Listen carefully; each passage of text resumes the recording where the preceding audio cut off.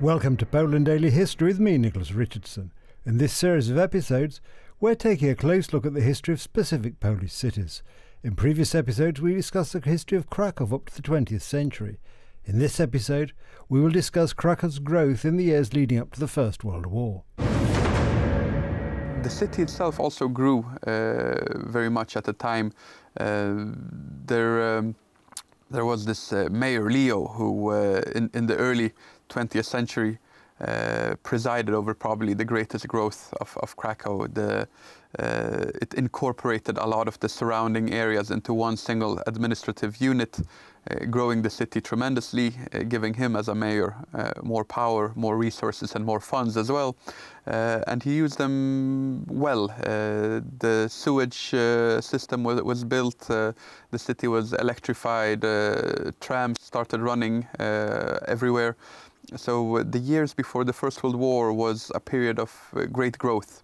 It was also in many ways a center for national consciousness emerging, and there was especially this one event that took place in 1910, which was presided over by Ignacy Paderewski, the famous Polish musician, composer, and pianist naturally more than anything, who had a great career in the US, and he returned, came back to Krakow and unveiled a giant statue in honor of the 500th anniversary of the Battle of Grunwald from 1410, in which the Poles and their Lithuanian allies had defeated the Teutonic Knights.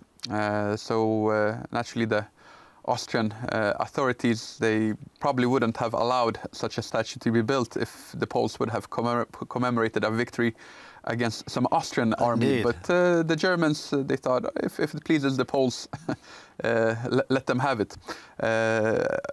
Almost 500,000 people appeared for this event, and there was this mass psychosis is probably the wrong word to use, but in that crowd there was something born, and in the following years the Polish leader Józef Piłsudski, who was at that time head of the socialist movement, he started forming these well, initially it was forms of riflemen's associations, some form of paramilitary organizations that were being created.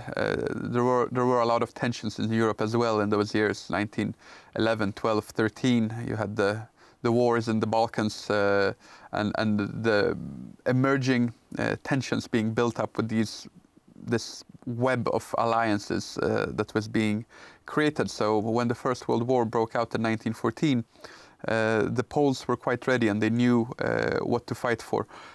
Some of that had come from that day in 1910 in Krakow, when the people had gathered for the unveiling of this statue. In general, during the First World War, initially the Russians had quite some successes on the Eastern Front. In 1915, they managed to take Krakow from the Austrians. It wouldn't last for long, but quite a big chunk of Krakow's population decided to flee the city to parts of Moravia and other parts of what is today Czechia. But once the Austro-Hungarian armies and the Polish legions, which were Piłsudski's legions, were fighting on the side of the Austrians, once they managed to retake the city, the population of Krakow that had earlier fled returned back home. And after that, the Russians didn't have any other successes, so the population in Krakow could stay safe and secure.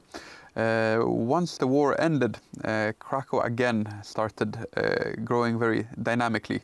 Naturally, the capital city was in Warsaw, but Krakow still served this role as the city of education, the city of the cultural elite. It is a position that Krakow still today is claiming, at least. Yes. So this is a tradition that was also very strongly cherished during the interwar era, and naturally the main seat of this was the Jagiellonian University. Adam, I'm going to have to ask you to pause there because, as usual, the clock has defeated us. There we are. I've had to ask Adam to pause, but fear not. If you join us next time on Poland Daily History, as we hope you will, we'll pick up the story of Krakow. In the meantime, thank you for watching.